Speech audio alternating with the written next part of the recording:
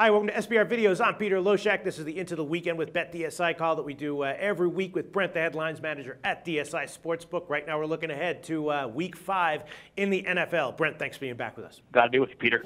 All right, a lot of interesting games in the NFL this week, and I've identified 3 here that I want to ask you about just to make sure that we get to. And the first one, I'm assuming this is the game that everyone is wondering about the most, and that's Cincy Pats, right? The Pats are looking like maybe they're cooked. You know, they've been 1-3 against the spread on the year, and they're coming off a Monday night game where they got absolutely smashed.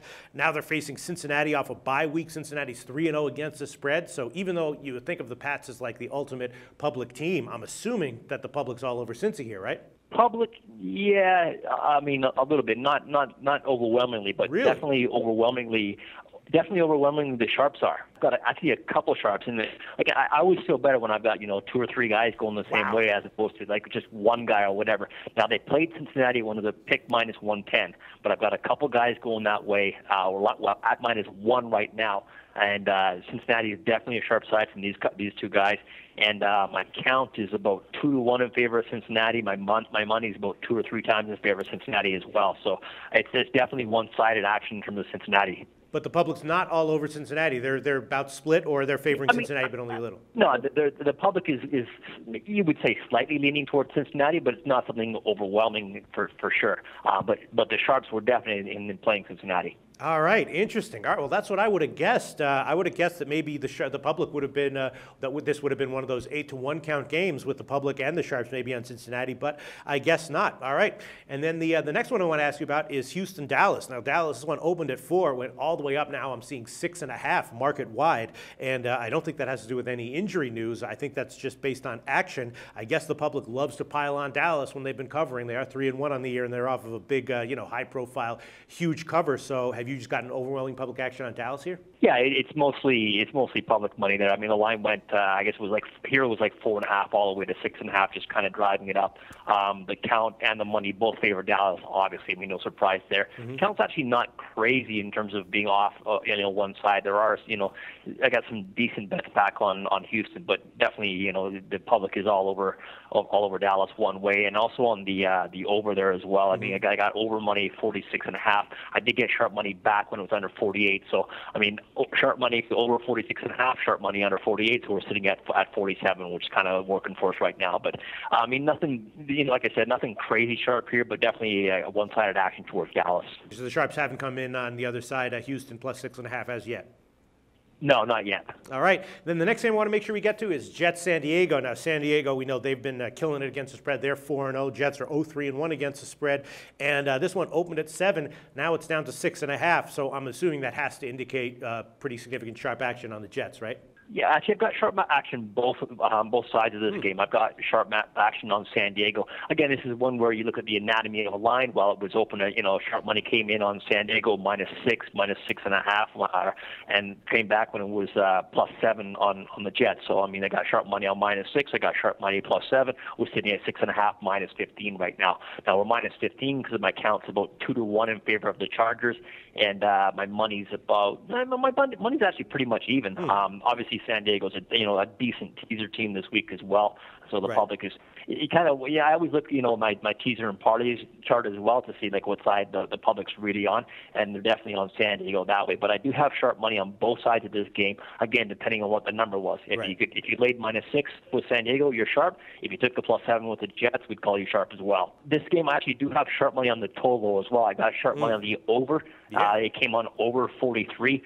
Haven't got a drop back. We're only at 43.5 right now. We may have to go up a little higher closer to game time, but right now, a definite sharp play on the over 43. We're sitting at 43.5. Haven't got a drop back the other way. All right, and then let's take a look at notable action from the rest of the card. A couple of ugly dogs. Wondering if those are going to be on your list of sharp sides this week. Jacksonville and the Redskins. We will see. Brent, what can you tell us about notable action from the rest of the card? Yeah, I mean, Jacksonville, again, like last week or the week before, we started talking about kind of like pseudo sharp plays, and Jacksonville definitely fits that bill. They're not someone I'm going to tip off saying, hey, they're sharp side this week, not yet. Right. But Jacksonville +7, -15 was money that we respect.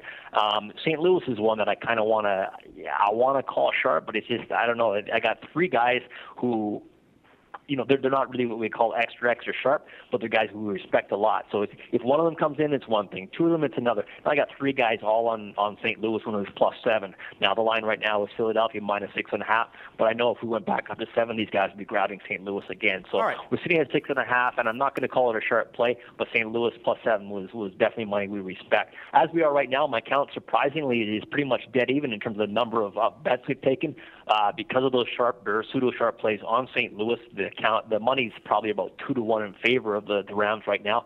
But again, when you convert over to the parlay and teaser chart, it's all one side of Philadelphia. So the public is definitely on Philadelphia, and the guys we respect more are on St. Louis. So just for people watching, I'm sure they're wondering, when you use these terms, what's the difference when you use them between a guy that you consider, quote, extra sharp and a guy who you, quote, just respect a lot? But there's guys who get the best number and might, kind of break even. There's other guys who are after the number and they want, whose their whole goal is to take, like, say, in a case like this, they want to take St. Louis +7.5 and try to lay Philadelphia on -6 or whatever. If they don't go down to 6, they don't lay it, and they're happy, they're kind of content with the +7.5 or whatever it is. These are guys who make money, and they, maybe someone I would call more of a grinder as opposed to someone who's extra sharp. So it sounds to me like the difference is the people who you would consider to be extra sharp are guys who take positions and tend to be right long term, whereas these guys who quote unquote respect a lot are guys who are much more concerned with the number and grinding out their profits based on the number? Exactly, Peter. All right. Sounds good. And what else can you tell us about the notable action for the rest of the card? Okay, I got sharp money on the Tennessee Titans. They're at home to Cleveland this week. Line right now is Tennessee -2. I had sharp money come in on the Titans when they were -1. The total there is 44. Nothing really going on with the total. The Atlanta and Giants game. It's interesting in this game. Just I've got really good two-way action. My money's dead even. The count slightly favors Atlanta, but Giants -4, -05 is sharp, and Atlanta +4.5 and +4, -05 was sharp as well. And I've also got sharp money on the over of this game. Over 49 is sharp. We're sitting at 50 right now. And actually, even Atlanta on the money line +185 was sharp. So, I got slightly more sharp action towards Atlanta. But again, when it was down to 4 -05, they did take the Giants as well. So it's kind of one of those games where I'm staying off. But if I had to tip aside, it would be the Falcons. The Saints and Buccaneers is one of those as well. It's all about the number. New Orleans -10, -05 was sharp. Tampa Bay +10.5 was sharp. So we're sitting at 10 flat right now. Another sharp play would be Buffalo and Detroit. The under 44.5 is sharp. That one again, Megatron's, seems to be questionable every week, but he always seems to be playing. But under 44.5 was sharp there. The Colts, they're at home to Baltimore. Indianapolis -3, -20 was sharp. Right now we're sitting at 125. Now my count's slightly favoring the Colts as well. My money's about 3-1 there. So we might have to make a move off 3 and go to 3.5, but we'll see closer to game time. And the Jets, we touched about the over being sharp there. Cincinnati was sharp as well. And yeah, I think that's going to cover it, Peter. One game I do want to touch on was Denver and Arizona. I mean, I did get, again, sharp, respectable money on Arizona when the line was like 7.5 and 8. Now it's official that Palmer's not out. I got sharp money on Denver when it's -7. So we did get sharp action on both sides, but Denver seems to be the sharper side. All right, and then just touching on teasers, it looks like there's going to be a lot of sides this week where you're going to get overwhelming public action. I'm guessing if they all win their teaser sides, then that could hurt you. You got Denver, right? San Diego, Dallas probably going to be a huge teaser side. You already told us Philly is a big public teaser side. I'm assuming that Pitt and Seattle and now Detroit with Orton starting for the Bills, those are all going to be big public teaser sides, I'm assuming, right? Yeah, if you add New Orleans to it, you covered them all, Peter. Right, you don't even need me here. That's the one. So basically, let's say all those public teaser sides hit. How bad is that for you? It would be bad. I mean, again, it's going to depend on how the rest of the games go as well. And again, even if I get one-sided teaser action, if one team really blows out another team and take out one side that devastates them, we usually do okay. I mean, we need a few blows to help us out. I just want to touch on the Monday night game. I forgot to mention that one with Seattle at Washington. I do have a ton of teaser action on Seattle, but it seems to be almost a sharp and public split here in terms of the action on the straight bets. I do have definite sharp money on Washington, which even I was surprised by. The Seattle defense is so good, and Cousins looked so bad last week. But I do have Washington +8 and +7 -05 was sharp. I've got Seattle -7 dog 15 right now. So I do have a lot of people playing Seattle in teasers, and I do have 2 sharps on Washington, like I said, +7 -05 and +8. Thanks for all this awesome information, Brent, and we'll talk to you next week.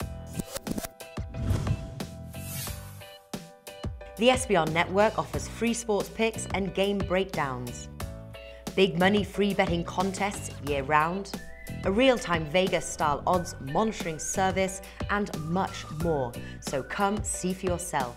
To stay updated on SBR news and promotions, follow us on Twitter, Facebook, and Google+, and do be sure to subscribe to the Sportsbook Review YouTube channel to catch all our daily sports shows.